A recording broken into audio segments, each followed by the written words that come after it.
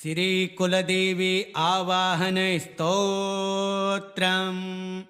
नमामि त्वां कुलाधीशां कुलरक्षां सनातनीम् आवाहयामि देवी त्वां प्रसन्ना भव सर्वदा आद्यां शक्तिं जगन्मातां भक्तानुग्रहकारिणीम् आगच्छ कुलदेवी त्वं मम गेहे स्थिरा भव कुलदीपप्रदां देवीं कुलसौभाग्यवर्धिनीं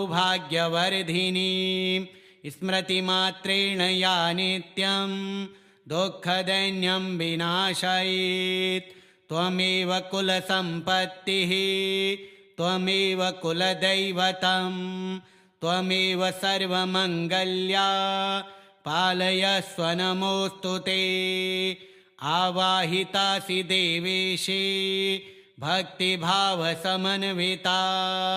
गृहाण पूजनं मातः रक्ष मां शरणागतं दोषान् कुलसमुत्थांश्च पितृबाधां तथैव च दूरं कुरु महादेवी कृपादृष्ट्या निरीक्ष मां धनं धान्यं सुतान् सौख्यं यशो बुद्धिं च देहि मे आरोग्यं विजयं चैवं कुलवृद्धिं प्रयच्छ मे भ्रामरीं शक्तिरूपां त्वां योगिनीं विश्वपालिनीं जाग्रतां मे कुले नित्यं भक्तानां हितकारिणीम् आगच्छागच्छ वरदे कुलदेवी नमोऽस्तु ते मम पूजां गृहाणाद्य सर्वाभीष्टं प्रयच्छ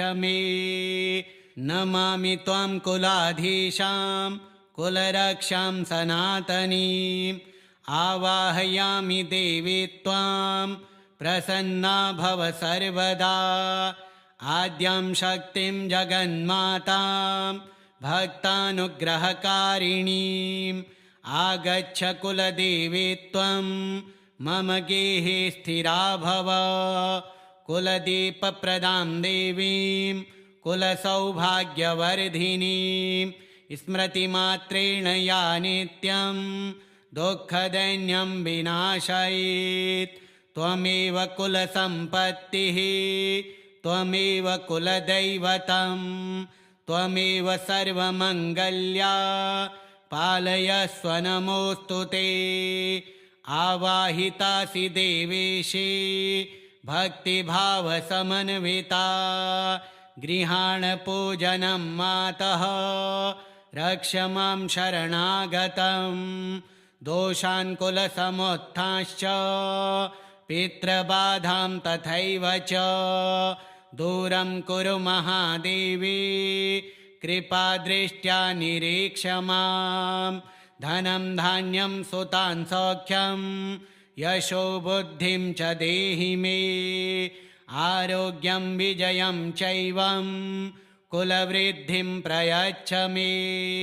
भ्रामरीं शक्तिरूपां त्वां योगिनीं विश्वपालिनीं जाग्रतां मे कुले नित्यं भक्तानां हितकारिणीम् आगच्छागच्छ वरदे कुलदेवी नमोऽस्तु ते मम पूजां गृहाणाद्य सर्वाभीष्टं प्रयच्छ मे नमामि त्वां कुलाधीशां कुलरक्षां सनातनीम् आवाहयामि देवी त्वां प्रसन्ना भव सर्वदा आद्यां शक्तिं जगन्मातां भक्तानुग्रहकारिणीम् आगच्छ कुलदेवी त्वं मम गेहे स्थिरा भव कुलदीपप्रदां देवीं कुलसौभाग्यवर्धिनीं स्मृतिमात्रेण या नित्यं दुःखदैन्यं विनाशयेत् त्वमेव कुलसम्पत्तिः त्वमेव कुलदैवतं त्वमेव सर्वमङ्गल्या पालयस्व नमोऽस्तु ते आवाहितासि देवेशे भक्तिभावसमन्विता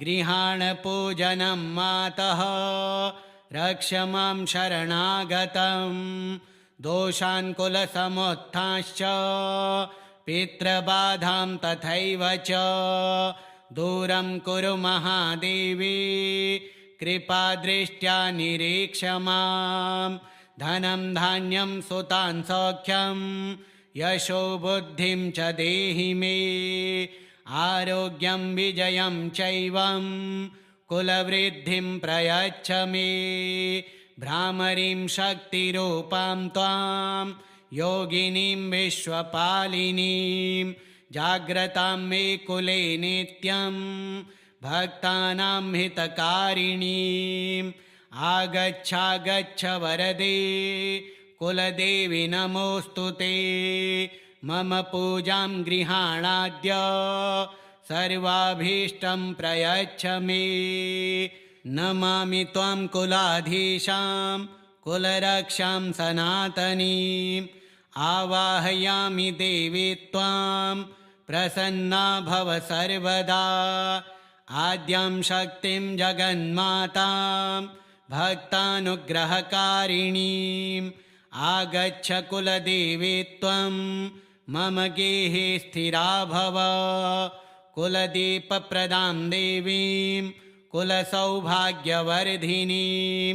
स्मृतिमात्रेण या नित्यं दुःखदैन्यं विनाशयेत् त्वमेव कुलसम्पत्तिः त्वमेव कुलदैवतं त्वमेव सर्वमङ्गल्या पालयस्व नमोऽस्तु ते आवाहितासि देवेशे भक्तिभावसमन्विता गृहाण पूजनं मातः रक्ष मां शरणागतं दोषान् कुलसमुत्थांश्च पितृबाधां तथैव च दूरं कुरु महादेवी कृपादृष्ट्या निरीक्ष मां धनं धान्यं सुतान् सौख्यं यशो बुद्धिं च देहि मे आरोग्यं विजयं चैवं कुलवृद्धिं प्रयच्छ मे भ्रामरीं शक्तिरूपां त्वां योगिनीं विश्वपालिनीं जाग्रतां मे कुले नित्यं भक्तानां हितकारिणीम् आगच्छागच्छ वरदे कुलदेवी नमोऽस्तु ते मम पूजां गृहाणाद्य सर्वाभीष्टं प्रयच्छ मे नमामि त्वां कुलाधीशां कुलरक्षां सनातनीम् आवाहयामि देवी त्वां प्रसन्ना भव सर्वदा आद्यां शक्तिं जगन्मातां भक्तानुग्रहकारिणीम् आगच्छ कुलदेवी त्वं मम गेहे स्थिरा भव कुलदीपप्रदां देवीं कुलसौभाग्यवर्धिनीं स्मृतिमात्रेण या नित्यं दुःखदैन्यं विनाशयेत् त्वमेव कुलसम्पत्तिः त्वमेव कुलदैवतं त्वमेव सर्वमङ्गल्या पालयस्व नमोऽस्तु ते आवाहितासि देवेशे भक्तिभावसमन्विता गृहाण पूजनं मातः रक्ष मां शरणागतं दोषान् कुलसमुत्थांश्च पितृबाधां तथैव च दूरं कुरु महादेवी कृपादृष्ट्या निरीक्ष मां धनं धान्यं सुतान् सौख्यं यशो बुद्धिं च देहि मे आरोग्यं विजयं चैवं कुलवृद्धिं प्रयच्छ मे भ्रामरीं शक्तिरूपां त्वां योगिनीं विश्वपालिनीं जाग्रतां मे कुले नित्यं भक्तानां हितकारिणीम् आगच्छागच्छ वरदे कुलदेवी नमोऽस्तु ते। मम पूजां गृहाणाद्य सर्वाभीष्टं प्रयच्छ मे। नमामि त्वां कुलाधीशां कुलरक्षां सनातनीम्।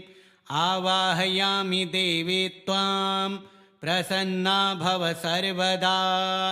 आद्यां शक्तिं जगन्मातां भक्तानुग्रहकारिणीम्।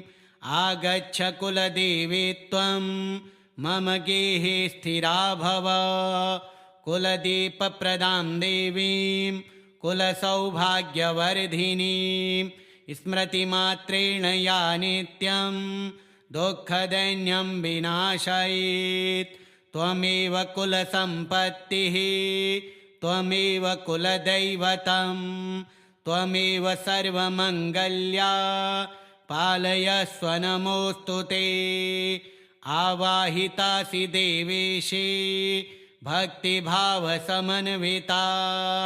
गृहाण पूजनं मातः रक्ष मां शरणागतं। दोषान् कुलसमुत्थांश्च पितृबाधां तथैव च दूरं कुरु महादेवी। कृपादृष्ट्या निरीक्ष मां। धनं धान्यं सुतान् सौख्यं यशो बुद्धिं च देहि मे। आरोग्यं विजयं चैवं कुलवृद्धिं प्रयच्छ मे।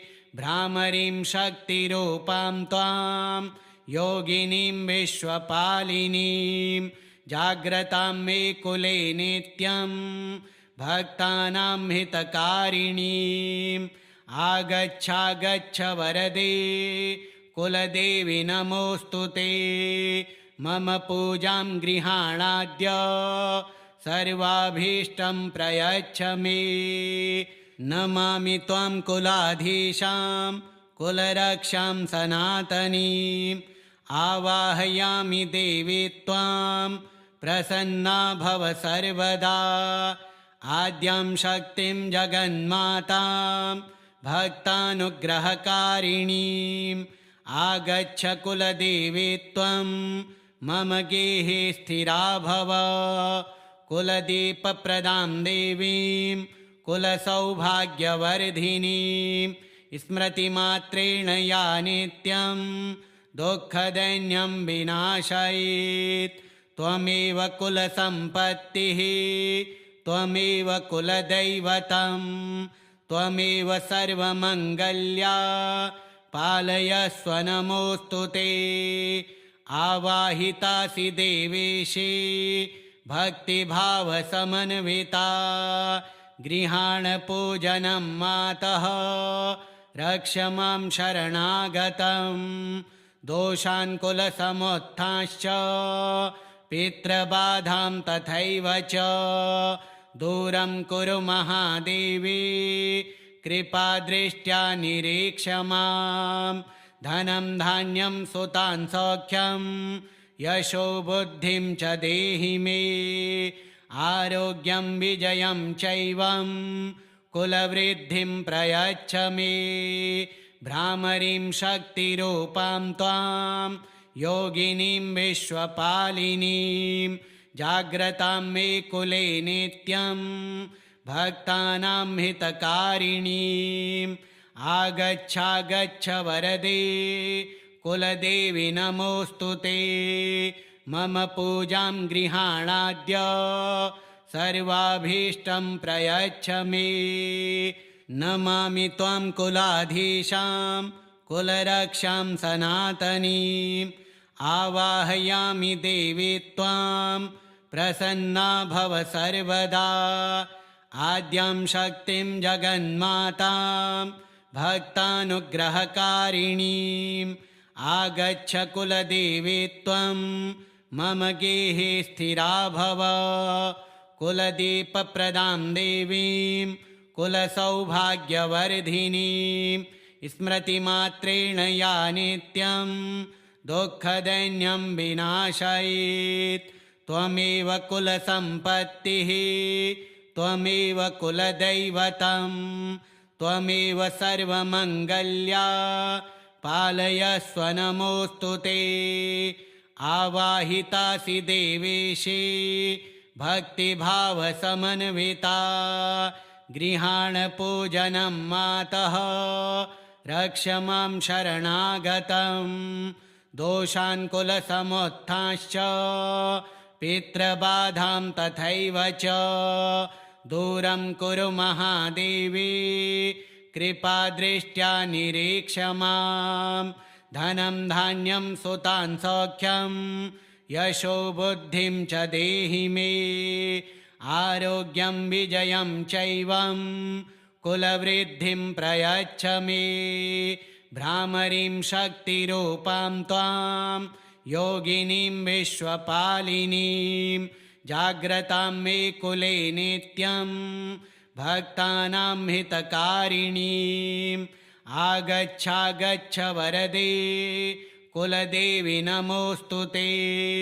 मम पूजां गृहाणाद्य सर्वाभीष्टं प्रयच्छ मे। नमामि त्वां कुलाधीशां कुलरक्षां सनातनीम्।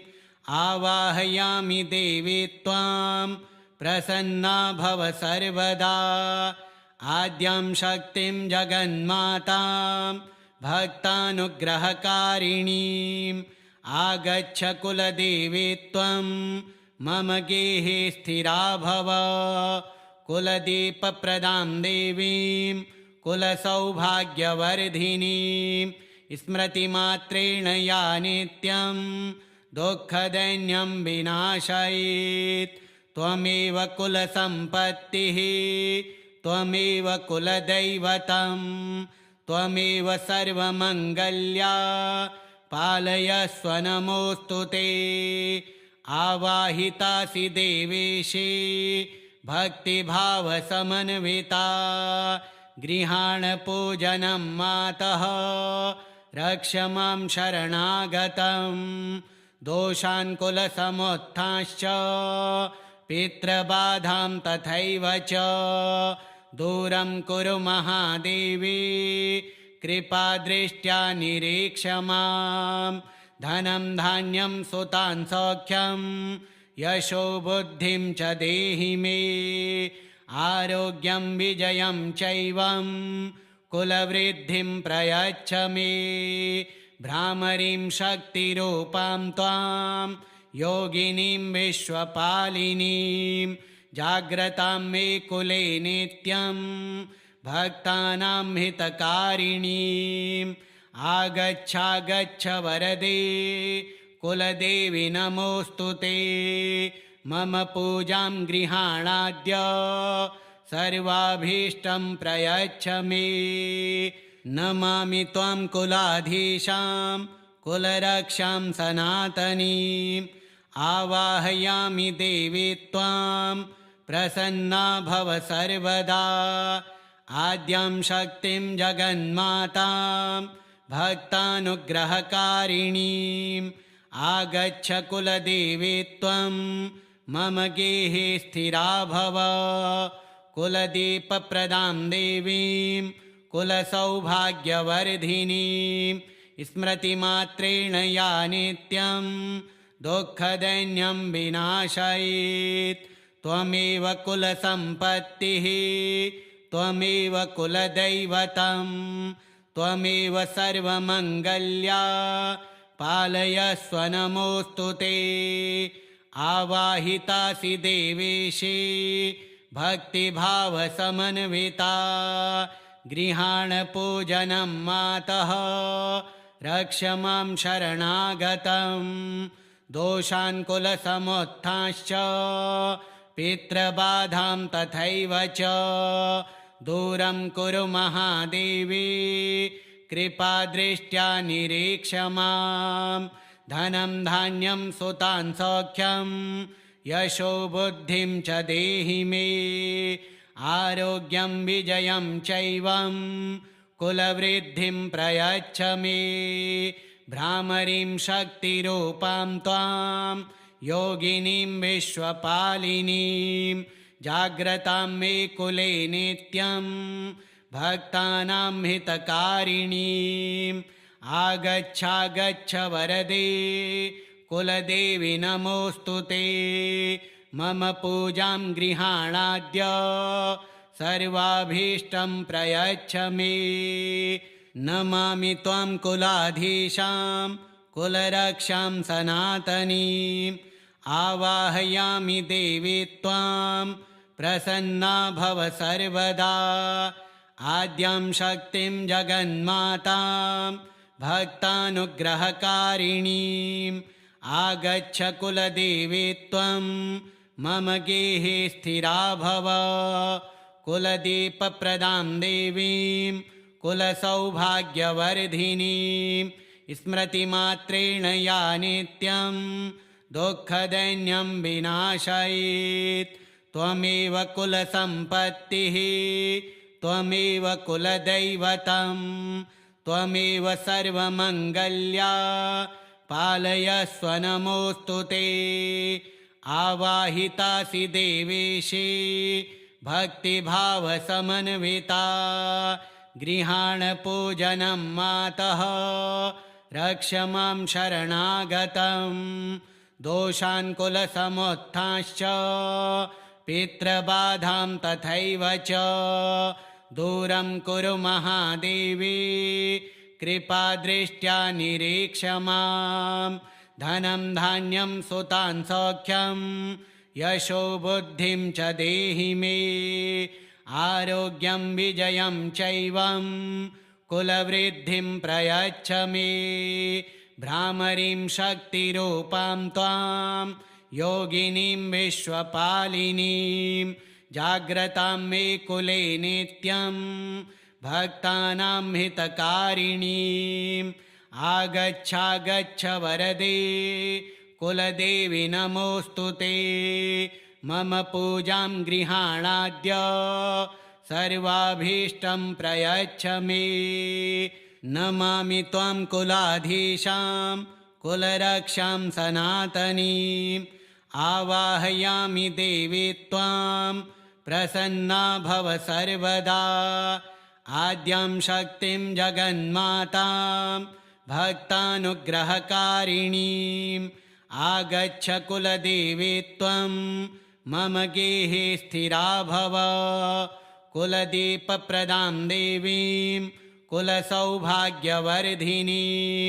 स्मृतिमात्रेण या नित्यं दुःखदैन्यं विनाशयेत् त्वमेव कुलसम्पत्तिः त्वमेव कुलदैवतं त्वमेव सर्वमङ्गल्या पालयस्व नमोऽस्तु ते आवाहितासि देवेशे भक्तिभावसमन्विता गृहाण पूजनं मातः रक्ष मां शरणागतं दोषान् कुलसमुत्थांश्च पितृबाधां तथैव च दूरं कुरु महादेवी कृपादृष्ट्या निरीक्ष मां धनं धान्यं सुतान् सौख्यं यशो बुद्धिं च देहि मे आरोग्यं विजयं चैवं कुलवृद्धिं प्रयच्छ मे भ्रामरीं शक्तिरूपां त्वां योगिनीं विश्वपालिनीं जाग्रतां मे कुले नित्यं भक्तानां हितकारिणीम् आगच्छागच्छ वरदे कुलदेवी नमोऽस्तु ते मम पूजां गृहाणाद्य सर्वाभीष्टं प्रयच्छ मे नमामि त्वां कुलाधीशां कुलरक्षां सनातनीम् आवाहयामि देवी त्वां प्रसन्ना भव सर्वदा आद्यां शक्तिं जगन्मातां भक्तानुग्रहकारिणीम् आगच्छ कुलदेवी त्वं मम गेहे स्थिरा भव कुलदीपप्रदां देवीं कुलसौभाग्यवर्धिनीं स्मृतिमात्रेण या नित्यं दुःखदैन्यं विनाशयेत् त्वमेव कुलसम्पत्तिः त्वमेव कुलदैवतं त्वमेव सर्वमङ्गल्या पालयस्व नमोऽस्तु ते आवाहितासि देवेशे भक्तिभावसमन्विता गृहाण पूजनं मातः रक्ष मां शरणागतं दोषान् कुलसमुत्थांश्च पितृबाधां तथैव च दूरं कुरु महादेवी कृपादृष्ट्या निरीक्ष मां धनं धान्यं सुतान् सौख्यं यशो बुद्धिं च देहि मे आरोग्यं विजयं चैवं कुलवृद्धिं प्रयच्छ मे भ्रामरीं शक्तिरूपां त्वां योगिनीं विश्वपालिनीं जाग्रतां मे कुले नित्यं भक्तानां हितकारिणीम् आगच्छागच्छ वरदे कुलदेवी नमोऽस्तु ते मम पूजां गृहाणाद्य सर्वाभीष्टं प्रयच्छ मे नमामि त्वां कुलाधीशां कुलरक्षां सनातनीम् आवाहयामि देवी त्वां प्रसन्ना भव सर्वदा आद्यां शक्तिं जगन्मातां भक्तानुग्रहकारिणीम् आगच्छ कुलदेवी त्वं मम गेहे स्थिरा भव कुलदीपप्रदां देवीं कुलसौभाग्यवर्धिनीं स्मृतिमात्रेण या नित्यं दुःखदैन्यं विनाशयेत् त्वमेव कुलसम्पत्तिः त्वमेव कुलदैवतं त्वमेव सर्वमङ्गल्या पालयस्व नमोऽस्तु ते आवाहितासि देवेशे भक्तिभावसमन्विता गृहाण पूजनं मातः रक्ष मां शरणागतं दोषान् कुलसमुत्थांश्च पितृबाधां तथैव च दूरं कुरु महादेवी कृपादृष्ट्या निरीक्ष मां धनं धान्यं सुतान् सौख्यं यशो बुद्धिं च देहि मे आरोग्यं विजयं चैवं कुलवृद्धिं प्रयच्छ मे भ्रामरीं शक्तिरूपां त्वां योगिनीं विश्वपालिनीं जाग्रतां मे कुले नित्यं भक्तानां हितकारिणीम् आगच्छागच्छ वरदे कुलदेवी नमोऽस्तु ते मम पूजां गृहाणाद्य सर्वाभीष्टं प्रयच्छ मे नमामि त्वां कुलाधीशां कुलरक्षां सनातनीम् आवाहयामि देवी त्वां प्रसन्ना भव सर्वदा आद्यां शक्तिं जगन्मातां भक्तानुग्रहकारिणीम् आगच्छ कुलदेवी त्वं मम गेहे स्थिरा भव कुलदीपप्रदां देवीं कुलसौभाग्यवर्धिनीं स्मृतिमात्रेण या नित्यं दुःखदैन्यं विनाशयेत् त्वमेव कुलसम्पत्तिः त्वमेव कुलदैवतं त्वमेव सर्वमङ्गल्या पालयस्व नमोऽस्तु ते आवाहितासि देवेशे भक्तिभावसमन्विता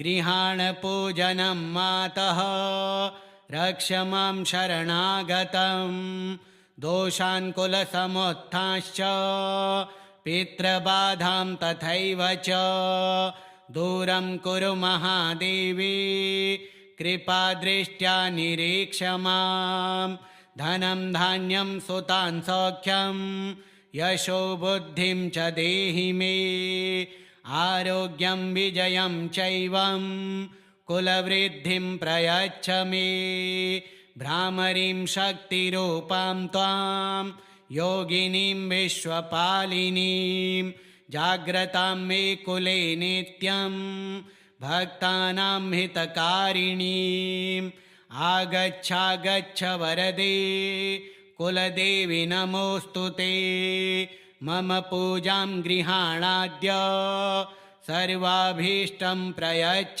मे नमामि त्वां कुलाधीशां कुलरक्षां सनातनीम् आवाहयामि देवी त्वां प्रसन्ना भव सर्वदा आद्यां शक्तिं जगन्मातां भक्तानुग्रहकारिणीम् आगच्छ कुलदेवी त्वं मम गेहे स्थिरा भव कुलदीपप्रदां देवीं कुलसौभाग्यवर्धिनीं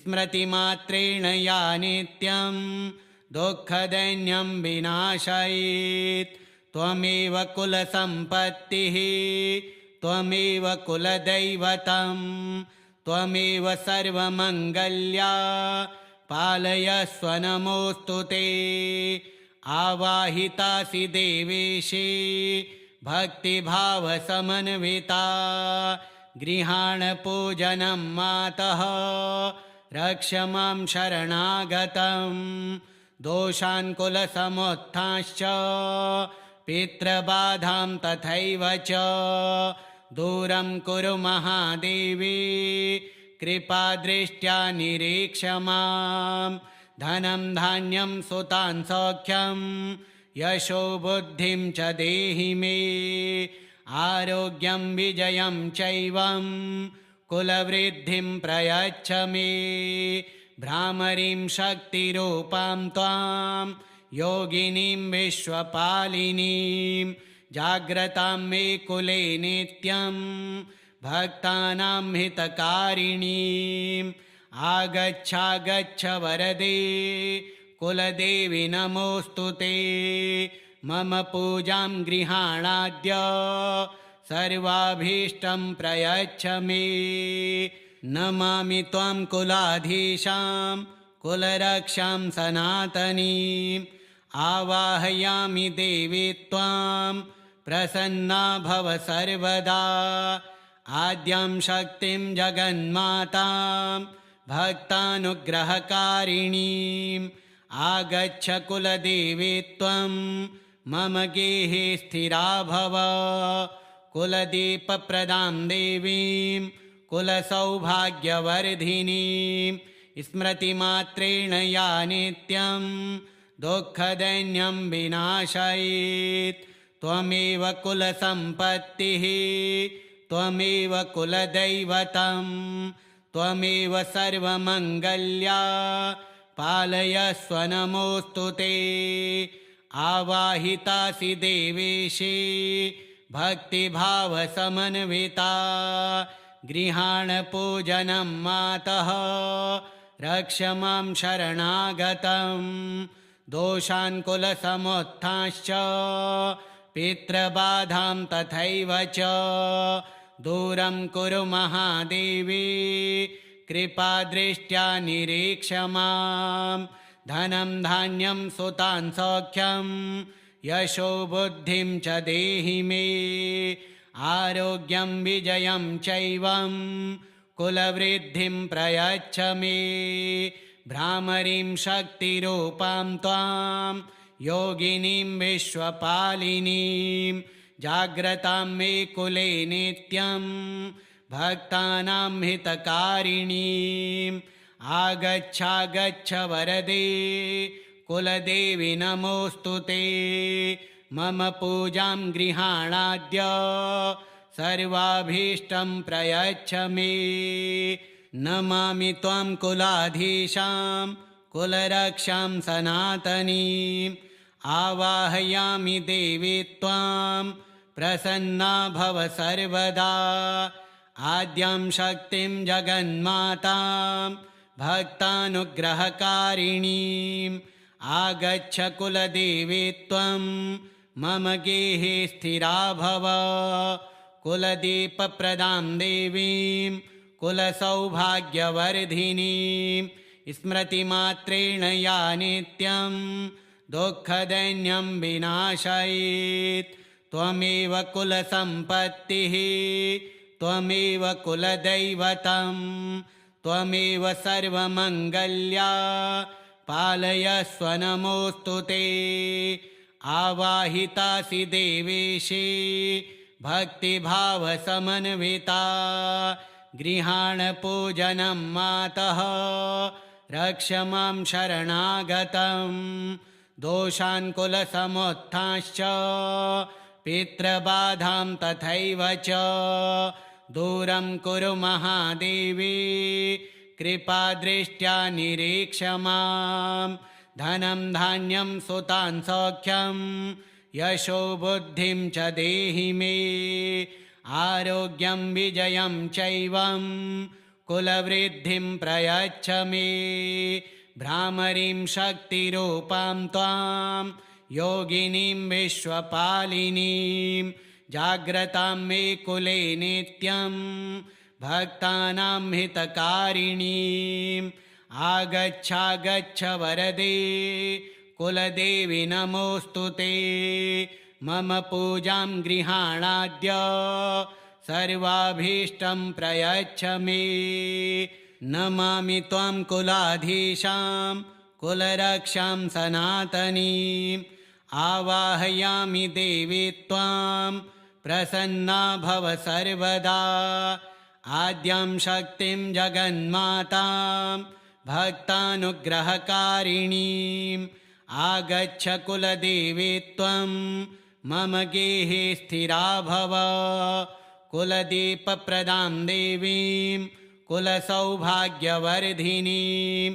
स्मृतिमात्रेण या नित्यं दुःखदैन्यं विनाशयेत् त्वमेव कुलसम्पत्तिः त्वमेव कुलदैवतं त्वमेव सर्वमङ्गल्या पालयस्व नमोऽस्तु ते आवाहितासि देवेशे भक्तिभावसमन्विता गृहाण पूजनं मातः रक्ष मां शरणागतं दोषान् कुलसमुत्थांश्च पितृबाधां तथैव च दूरं कुरु महादेवी कृपादृष्ट्या निरीक्ष मां धनं धान्यं सुतान् सौख्यं यशो बुद्धिं च देहि मे आरोग्यं विजयं चैवं कुलवृद्धिं प्रयच्छ मे